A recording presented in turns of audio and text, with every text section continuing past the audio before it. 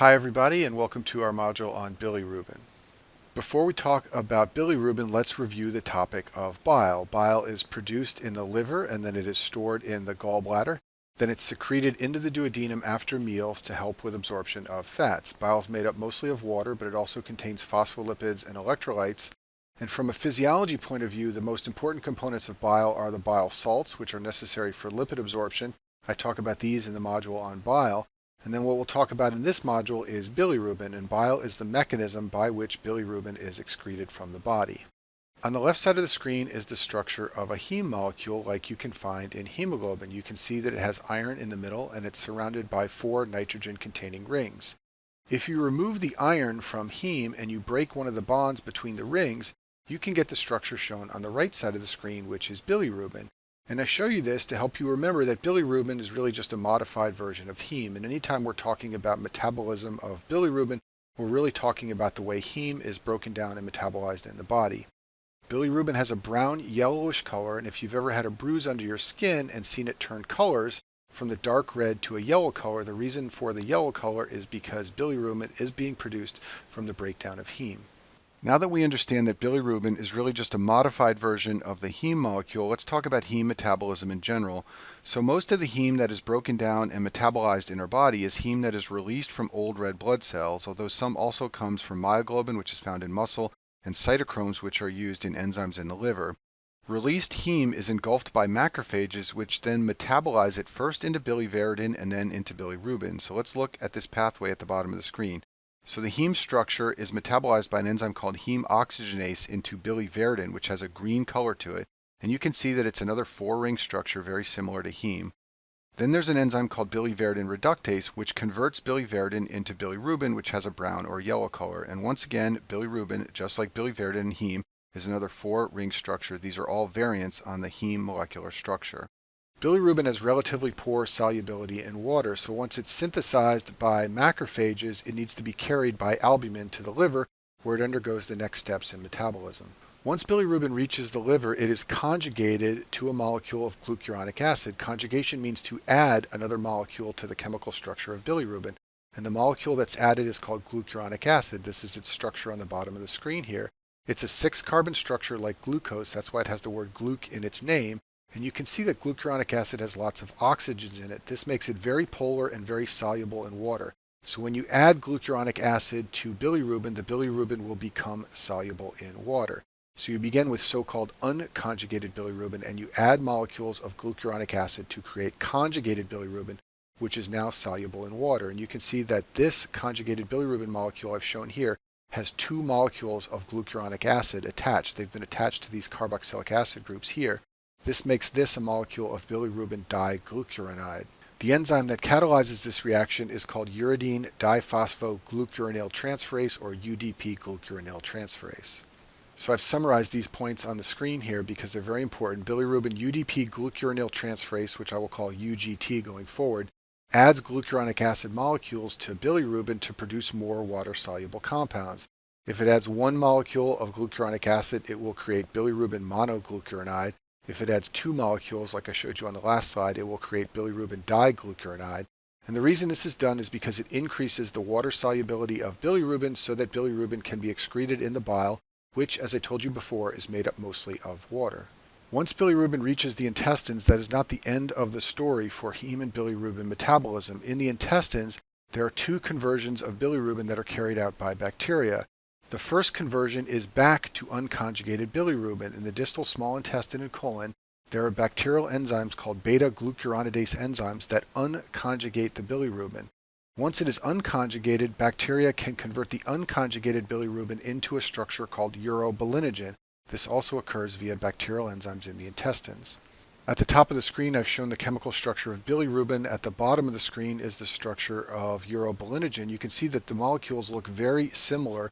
The only difference is that this double bond in bilirubin has been removed so that it's a single bond, but both structures have 4 rings and both structures are really just variations of heme. And when you hear people talking about bilirubin and urobilinogen, they are really just talking about heme being modified so it can be excreted from the body. Once urobilinogen is synthesized by bacteria in the intestines, there are 2 potential fates for this molecule. The first potential fate is excretion in the feces. This is what happens to most of the urobilinogen molecules in your intestines. They get converted into a related substance called stercobilin, and this is the substance that makes your stools dark. The second potential fate is reabsorption by the intestines. This happens to a minority of the urobilinogen molecules in the intestines. Most of the urobilinogen that is reabsorbed is taken up by the liver, but a small amount is excreted in the urine. When it is excreted in the urine, the urobilinogen is converted into a substance called urobilin, and this is the substance that makes your urine have a yellow color. On the screen here, I've shown the chemical structures of stercobilin and urobilin, and you can see that they have 4 rings just like heme, and they are variations on the heme bilirubin structure that we've been talking about in the last few slides. So this slide depicts the entire process of bilirubin metabolism. We begin with unconjugated bilirubin that comes from heme breakdown. The liver conjugates that and excretes it in the bile. Bacteria have those beta-glucuronidase enzymes which will convert the conjugated bilirubin into unconjugated bilirubin. The bacteria will then further convert the unconjugated bilirubin into urobilinogen. Urobilinogen can become stercobilin, which makes your stools dark, but some of it gets reabsorbed. Most of the reabsorbed urobilinogen goes back to the liver, but a small amount goes into your urine, and that's what gives your urine the yellow color. It is that structure, urobilin, found in the urine, coming from urobilinogen in the intestines. The way we measure bilirubin levels in the serum is via a lab test called the Van de Berg reaction. In this lab test, bilirubin is coupled with a diazonium salt, and this forms a colored complex. And using the colored complex, you can measure the amount of bilirubin that is present in a serum sample. Serum conjugated bilirubin is soluble in water, as we have discussed. This means that it can directly undergo the Van de Berg reaction in aqueous solution. Serum unconjugated bilirubin, as we have also discussed, is not soluble in water. So before it can undergo the Van de Berg reaction, it has to be mixed with an alcohol. Then you can add the Van de Berg medium and carry out the Van de Berg reaction. Therefore, when you measure bilirubin this way, it is called indirect bilirubin because it is unable to directly undergo the Van de Berg reaction. So clinically, you will hear people talk about direct bilirubin and indirect bilirubin, and what they are talking about is the Van de Berg reaction. Indirect bilirubin means unconjugated bilirubin, and direct bilirubin means conjugated bilirubin. And the way I've always remembered this is to just remember that indirect goes with unconjugated. In and un go together, and then you can always keep it straight and know that when someone mentions indirect bilirubin, they are talking about unconjugated bilirubin. You can also detect certain components of bilirubin metabolism in the urine using a urine dipstick. This is a drawing of a urine dipstick on the screen. You literally dip it into the urine and it can detect the presence of certain substances, including bilirubin and urobilinogen. Now, bilirubin will only appear in the urine if it is conjugated because, as we have discussed, unconjugated bilirubin is not water soluble. And normally there should be no conjugated bilirubin in the urine. In other words, normally it should be absent. However, in certain pathological states, the levels of conjugated bilirubin in the serum can rise and it can spill into the urine, and then you'll be able to detect it with a urine dipstick. Urobilinogen is normally present in the urine in a small amount. As we talked about before, it gets converted to urobilinin. That's what gives urine its yellow color. So normally there's a small amount of urobilinogen present in the urine, and you can detect that on a urine dipstick. If you have high serum bilirubin levels, you will develop jaundice. Jaundice is yellowing of the skin, conjunctiva, and mucous membranes from high bilirubin levels. One of the first places you can often see jaundice is in the eyes. You will develop scleral icterus. I'll show you a picture of that in a minute, which is one of the earliest signs. Another one of the earliest signs is seeing jaundice under the tongue. If you ask patients to lift up their tongue, you can see yellowing of those mucous membranes. A normal total bilirubin level is less than 1 milligram per deciliter, and jaundice usually doesn't occur until it's greater than 3 milligrams per deciliter. Shown on the screen here is a picture of a man with jaundice. You can see that his entire face is yellow, and when you meet patients on clinical rotations with severe jaundice, you will see that they are bright as the sun. Their skin is almost glowing from the jaundice. I've also zoomed in on this man's eye so you can see that there is scleral icterus, meaning the white sclera of the eye have turned yellow from high levels of bilirubin. You also can get very dark urine if you have high levels of bilirubin in the serum, but this is only going to occur if you have elevated conjugated bilirubin, because only conjugated bilirubin is water soluble and capable of being spilled into the urine.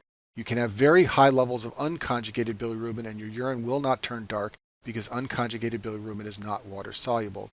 Now, just as a reminder here, dark urine is not unique to elevated conjugated bilirubin. You can also see it in a number of other conditions. For example, in rhabdomyolysis, you spill myoglobin into the urine. That can make it dark.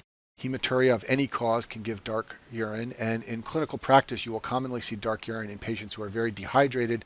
Their urine is highly concentrated and it can look dark. Usually not as dark as in this picture, but it can look darker than normal. Now let's talk about how we assess bilirubin metabolism clinically, and we do this using 3 different measurements. The first measurement is the serum bilirubin measurement. We measure the total bilirubin and the breakdown into direct and indirect bilirubin levels. The second measurement is the urine urobilinogen. Normally there is a small amount that you can detect in the urine. And the third measurement is the urine bilirubin. We can measure the conjugated urine bilirubin, and normally this is absent. For step 1 of your boards and for clinical practice, you're going to need to use those 3 bilirubin measurements to determine the cause of hyperbilirubinemia in a patient. And we'll talk about this in the next few slides. And in general, there are 4 causes of elevated bilirubin. The first one is hemolysis. The second one is biliary obstruction, which is also called cholestasis. The third one is liver disease. And then finally, there are special causes, which we'll talk about at the end of this module. Hemolysis is one of the main causes of hyperbilirubinemia. If you have hemolysis or a large hematoma present that is being broken down, you will have an increased amount of heme metabolism occurring in the body. This will raise the serum level of unconjugated bilirubin. Macrophages will break down all that heme and raise the amount of unconjugated bilirubin in the serum, and you will send too much bilirubin to the liver. It will overwhelm the capacity of the liver. That's why the level of unconjugated bilirubin rises in the plasma. You won't have any bilirubin in the urine because unconjugated bilirubin is not water soluble and it can't cross the glomerulus. It's bound to albumin. So if you do a urine dipstick, you will see no bilirubin in the urine in patients who have hemolysis. You will see an increased amount of urobilinogen in the urine because more bilirubin is being metabolized from the liver, and this leads to more urobilinogen. If we go back to our overview slide here, what's happening in hemolysis is that the body is being overwhelmed by unconjugated bilirubin from the breakdown of all that heme. Therefore, the serum level of unconjugated bilirubin will rise. None of this bilirubin can cross into the urine because it is not water soluble, so you won't see any bilirubin in the urine. As this unconjugated bilirubin is metabolized, it will raise the amount of urobilinogen in the intestines, which will therefore raise the amount that is reabsorbed, and some of that reabsorbed urobilinogen will go into the urine. Therefore, you will see an increased level of urobilinogen in the urine on urine dipstick in patients who have hemolysis. The second general cause of hyperbilirubinemia is biliary obstruction. Cholestasis is the lack of bile flow, and if bile can't flow into the duodenum, then you cannot excrete bilirubin. This can occur because of extrahepatic obstruction like a gallstone or a pancreatic mass. There are also some intrahepatic causes of cholestasis. Disease processes like alcoholic liver disease or viral hepatitis tend to clog up the intrahepatic bile ducts, and they can also lead to cholestasis. In cholestasis, conjugation occurs normally, but excretion is impaired. Therefore, you see a rise in the direct or conjugated bilirubin level. This is in stark contrast to hemolysis, where it was the indirect or unconjugated bilirubin level that began to become elevated. Besides an elevated direct bilirubin level, some other findings that can help you identify biliary obstruction include a cholestatic liver function test pattern. I talk about this in more detail in the bile module, but this occurs with a very marked increase in ALK phos, a much greater increase in the ALK phos level than the increase in ALT and AST levels. And then another finding you can see in biliary obstruction is clay-colored stools. You lack stercobilin in a biliary obstruction, therefore the stools will be clay-colored or pale because recall, as I told you before, stercobilin is what gives your stools their dark brown color. What you will see in the urine in cases of biliary obstruction is dark urine. That's because we have an elevated serum level of conjugated bilirubin, and conjugated bilirubin is water soluble. Therefore, it will cross the glomerulus, spill into the urine, and make the urine dark. In addition, you will see absent urobilinogen. That's because no bilirubin is making it to the intestine in biliary obstruction. Therefore, there's a loss of formation of urobilinogen. If we go back to our overview slide here, what's happening in biliary obstruction is that conjugated bilirubin is being formed, but it cannot make it out into the intestine. Therefore, it is spilling into the serum to give you a high level of conjugated bilirubin. This is water soluble, so it can cross into the urine to give you dark urine. In addition, because you do not have bilirubin flowing through the intestines, you lose your stercobilin and your stool becomes pale. It cannot become dark brown because it doesn't have stercobilin. The third general cause of hyperbilirubinemia is a primary liver disorder, and this is one of the more frustrating causes to understand as a student. It would be nice if liver disease caused a direct or indirect hyperbilirubinemia, but it doesn't. It often gives a mixed increase of both direct and indirect bilirubin levels. Bilirubin fractionation is unreliable for diagnosing liver disease as a cause of hyperbilirubinemia. The usual finding is an elevated total bilirubin level that is increased with a mixed increase of the two fractionated forms of bilirubin. When patients have primary liver disease, you are not going to make the diagnosis by looking at the bilirubin abnormality. What you're going to do instead is look at the liver function tests, antibody tests, imaging, or a biopsy. The bilirubin fractionation is unhelpful. Some primary liver diseases give an unconjugated hyperbilirubinemia. This occurs in liver diseases where there's lots of hepatocyte damage. If you damage the hepatocytes so much that they can't conjugate bilirubin anymore, then you will see a rise in the unconjugated bilirubin level. And this happens in patients who have chronic hepatitis or advanced cirrhosis. Basically, they have fried their liver so much that it cannot carry out the conjugation function any longer. Other liver disorders cause a conjugated hyperbilirubinemia. This occurs when liver disease leads to intrahepatic cholestasis. Some liver diseases have prominent damage to the bile ducts and they plug up the bile ducts inside of the liver. You can see this in viral hepatitis and alcoholic hepatitis and non-alcoholic steatohepatitis. In reality, many liver diseases have elements of both hepatocyte and intrahepatic bile duct involvement, and this is why fractionating the bilirubin into direct and indirect is not helpful for making a diagnosis of a primary liver disease as the cause of hyperbilirubinemia. Urobilinogen levels in the urine are also variable and unpredictable in primary liver disease problems. Early in liver disease, you can see an increase in the urobilinogen in the urine. That's because urobilinogen is absorbed from the intestines as usual, but it's not being properly excreted in the bile, therefore it spills into the urine and raises the urobilinogen level. Late in liver disease, you can see a lack of conjugated bilirubin going to the intestines. This leads to less formation of urobilinogen and therefore less urobilinogen in the urine. So for this reason, it's very difficult to predict that for a patient with a given liver disease, what will happen to their urobilinogen level in the urine.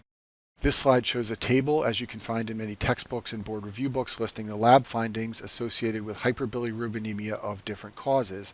When hemolysis is the cause of hyperbilirubinemia, the hallmark is an indirect hyperbilirubinemia. The urine bilirubin level will be normal, meaning none will be detected, and the urobilinogen level will be increased, as I described previously.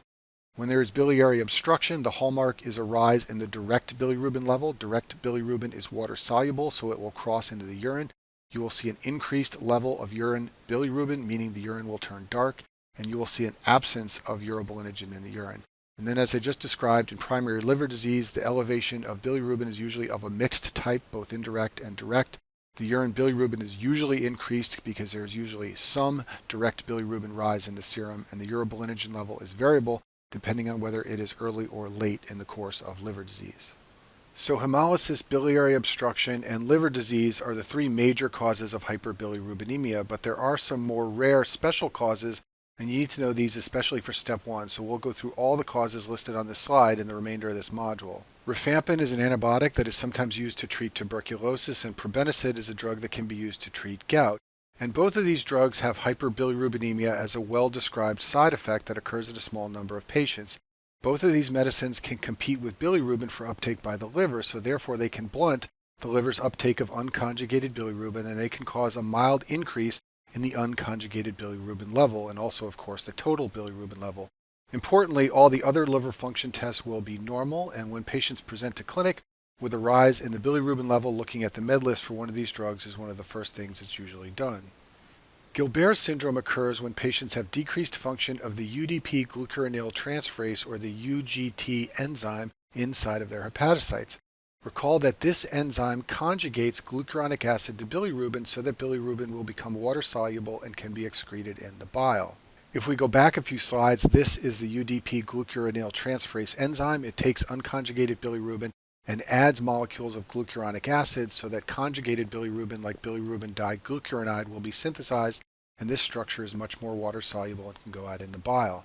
One of the common reasons why patients with Gilbert syndrome have decreased function of this enzyme is because they have a defective promoter of the UGT gene.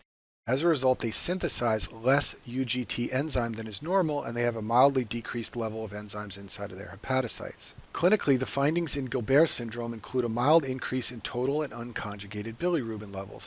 Usually the level remains less than 3, and remember what I told you before, it has to be higher than 3 to cause jaundice.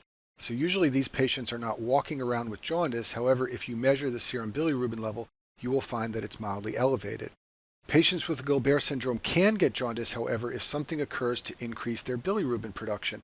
Remember, they are deficient in the enzyme that conjugates bilirubin, so if bilirubin production goes up, then the bilirubin level can get high and they can get jaundice. Things that increase bilirubin production include fasting, febrile illnesses, heavy physical exertion, stress, and menses. The mechanism by which these things cause a rise in bilirubin production is not well understood, but in all of us, these activities can raise bilirubin production. If our UDP glucuronidase transferase enzymes are normal, that's no problem. We can metabolize the extra bilirubin, but in patients with Gilbert syndrome, they can't metabolize it and they can develop jaundice in the setting of these items I've listed on the screen. Other than occasionally developing jaundice, there are no serious clinical consequences, and Gilbert syndrome is generally a mild disease. It's often picked up incidentally when patients come in for an annual physical and their primary care doctor measures their bilirubin level.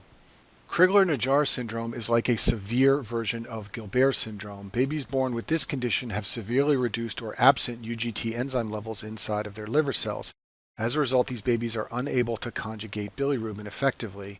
The more severe type is called type 1. This usually presents in infancy. These babies have very high levels of unconjugated bilirubin, often greater than 20. They have jaundice that is obvious from looking at their skin, and they often die from bilirubin-induced brain damage, which is called kernicterus. We'll talk about that in a minute. This is often a fatal condition, and these babies usually don't survive. To understand kernicterus, you need to recall that unconjugated bilirubin is soluble in fats and lipids. Therefore, it easily crosses the blood-brain barrier.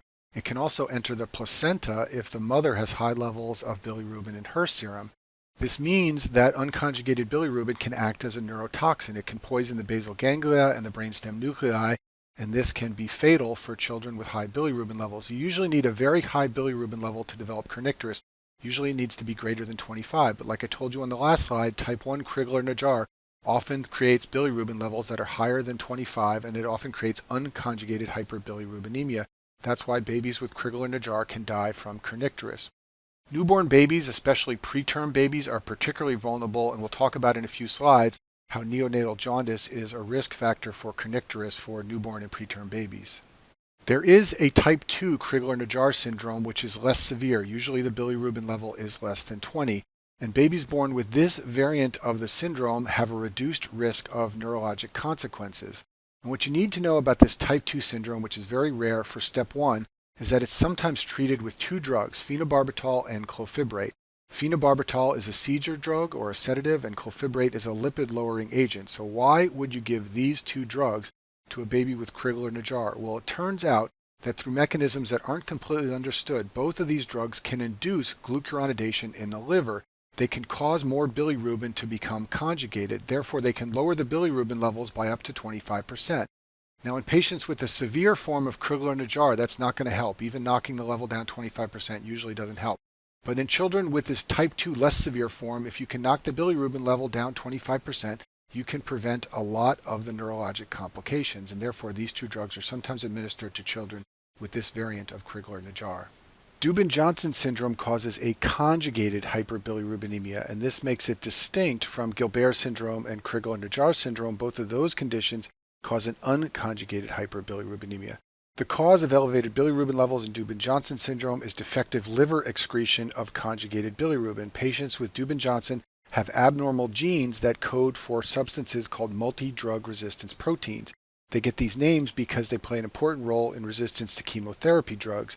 But in the case of Dubin-Johnson syndrome, the multi-drug resistance proteins are necessary for bilirubin excretion into the bile, and if they are abnormal, the patient will be unable to effectively excrete bilirubin in the bile. Therefore, there will be a conjugated hyperbilirubinemia. The clinical findings, therefore, of Dubin-Johnson syndrome include obviously an increase in conjugated bilirubin. The total bilirubin level is usually in the 2 to 5 range, not that high, and at least half of it or so will be conjugated. Because conjugated bilirubin is soluble in water, you may see bilirubin in the urine. You won't see that in Gilbert syndrome or Crigler-Najjar because the unconjugated bilirubin is not water soluble. There's usually no pruritus in this syndrome, and why is that important? Well, if you have biliary obstruction, you can also see a rise in the conjugated bilirubin level. But in biliary obstruction, you also cannot excrete bile salts, and the bile salts deposit in the skin and cause pruritus. But in Dubin-Johnson syndrome, there's no pruritus because biliary salts are being excreted as normal. One of the key features of this syndrome to know about is that the liver turns black. And a classic description of a patient with Dubin-Johnson syndrome is someone who goes in for abdominal surgery unrelated to the liver. Maybe it's for appendicitis or gallbladder surgery, and the surgeon notes that the liver is black.